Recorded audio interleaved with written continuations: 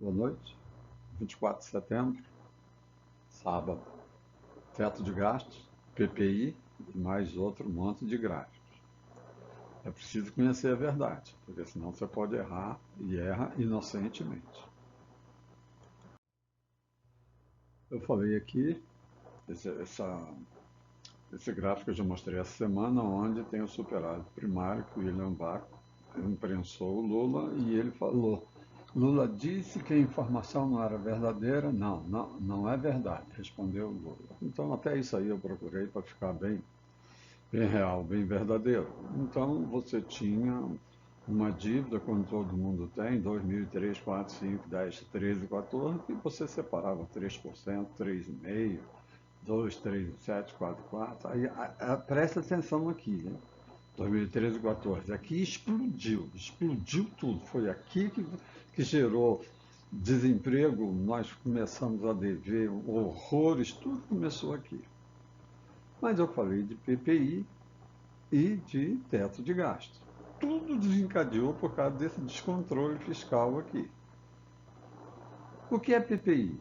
Foi um termo usado pela Petrobras para aumentar o preço. Preço de paridade internacional, PPI. Isso foi implantado em 2016. Preste atenção, estou misturando os assuntos, mas é tudo econômico. Aí, em 2005, se vocês colocarem Palocci, Dilma, ideia rudimentar, aqui, ó, 2005, nem precisei colocar. O que ocorre? A Dilma bateu de frente com o Palocci. O Palocci queria seguir Armindo Fraga, Pedro Malandro, que o Brasil vinha de uma inflação monstruosa de 3.000%, projetada, o último 84% ao mês em 12 meses. E ela torrou, tirou o Palocci. Aqui assim foi em 2005, né? 2005. Aqui assim ela tirou o Palocci. Entrou em confronto lá com ela e ele saiu por aqueles problemas de corrupção naquela casa lá, que o caseiro falou que ele estava lá, morria, mas ele estava falando a verdade, né? Fizeram horror. Mas quem tirou o Palocci foi a Dilma. Põe isso aí na internet que está carregado. Então eu estou falando PPI, né? Essa desgraça aí que matou os brasileiros de 2016 a 2022. E eu estou falando também de contas públicas, que a Dilma fez aquilo que ela já tinha falado, ela detonou o Palocci, porque se você destrói uma nação é fácil a esquerda pegar. Vamos em frente. Aquela explosão lá é aqui, ó, 2013, 14. Você cruzou a linha. Aqui está os 3 e pouco por cento. A gente separava 100 bi, 120, 110, 90 bi. Você tem uma dívida, abate o juro para ela não subir muito.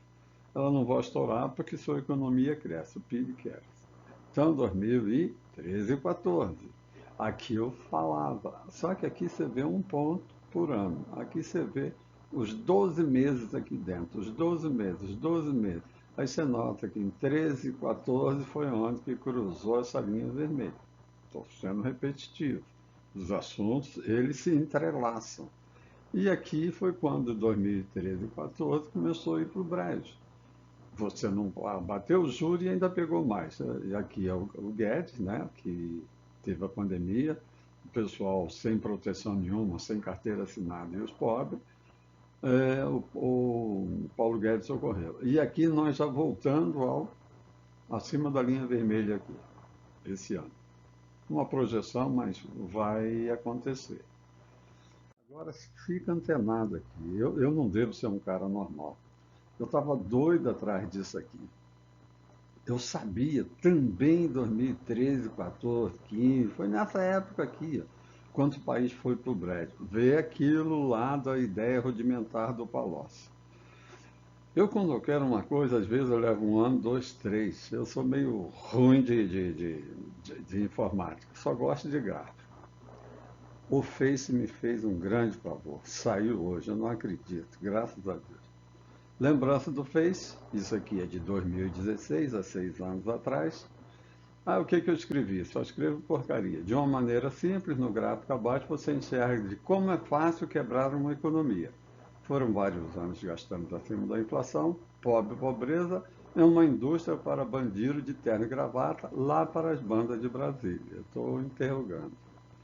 Então, gente, olha como é que é as coisas. Quando eu falo que a economia, tudo gira em torno daquela roda do saudoso João Mir Betting, isso aqui é o IPCA, é a inflação, ó, 2010, 11, 12, 13, 14, 15. Variação nominal da despesa do governo central. A inflação foi de 5,9 em 2010, a esquerda gastou 22%, cara. Aqui ela economizou.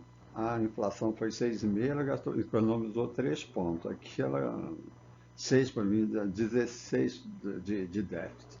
Aqui, ó, de 5 para 11, 6 para 11, mais 5 de déficit. Aqui a inflação e aqui o gasto, mais 6 e 7 e 13.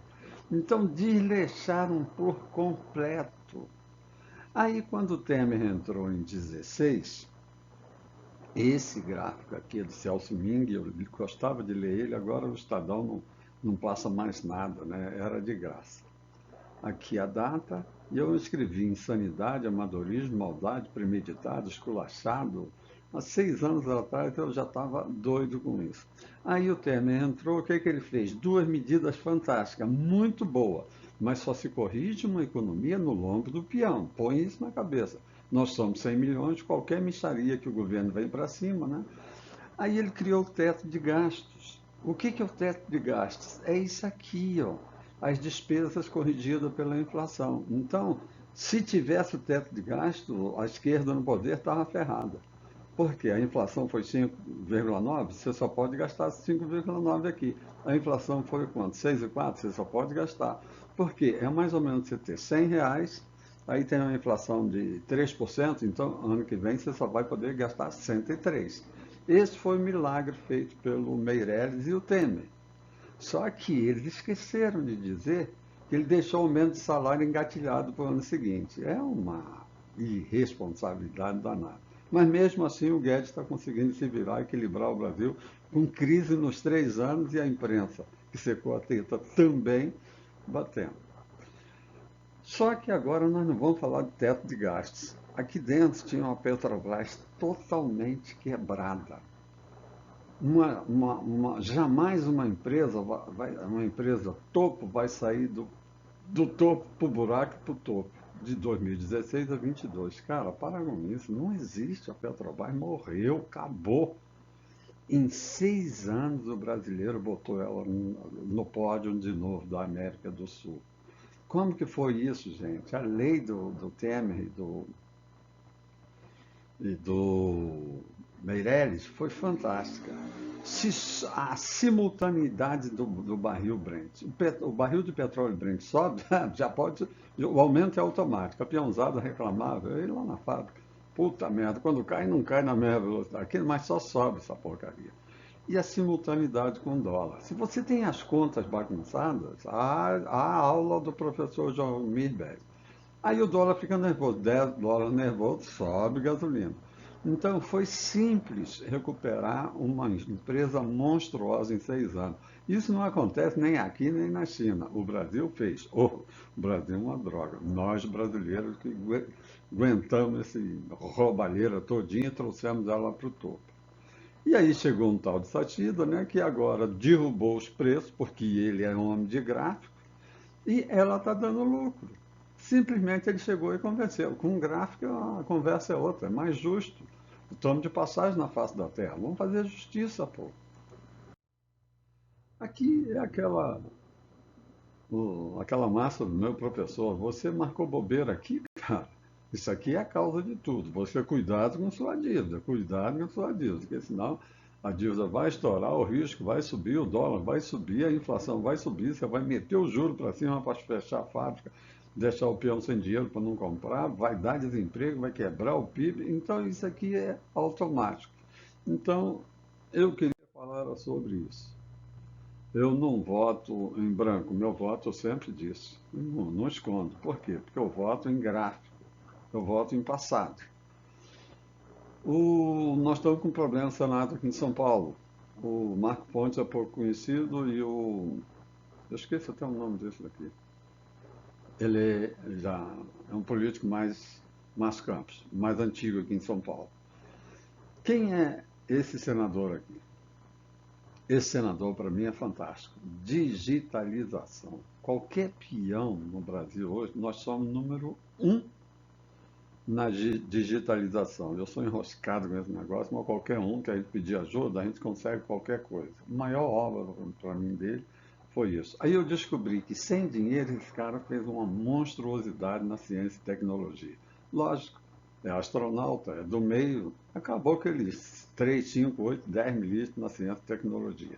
Quando moleque, quando eu vim de roça, eu falava saúde, educação, segurança, problema do governo. O resto sai da frente. À medida que eu me formei mais, né, li mais, eu descobri saúde, educação, segurança e pesquisa. Então, Marco Ponte foi uma fera. Critiquei ele no primeiro ano, que eu queria ver resultado. Um dia o Bolsonaro falou, vocês vão ver o que esse homem é capaz, o que ele está fazendo. E fez uma revolução além da digitalização sem dinheiro. Aqui o Haddad e o Tarcísio, malha ferroviária. Quantos anos, 10, 20, 30 anos eu falava? O país é continental, meu Deus do céu. Cadê o trem? Esse cara me faz trem, ponte, ferrovia, aeroporto. Esse cara é anormal. Então, esse é o motivo que o meu voto é em branco. Falei em teto de gasto, falei a causa onde a Dilma fez aquilo que ela falou lá atrás, ela se desleixou, a dívida foi lá para cima. E uma coisa, só para encerrar, uma nação não quebra, gente. Ela simplesmente, o bolo de imposto dela vai mais para os banqueiros. E aí fica menos para a saúde, educação e segurança. Por isso a minha birra, cuidado com os caras que você vai votar para cuidar do seu dinheiro. Que Deus ajude a Dilma, que deixe a família da Dilma, a família do Lula, mas para cuidar dos nossos impostos, nós queremos gente mais séria. Um abração, um bom fim de semana.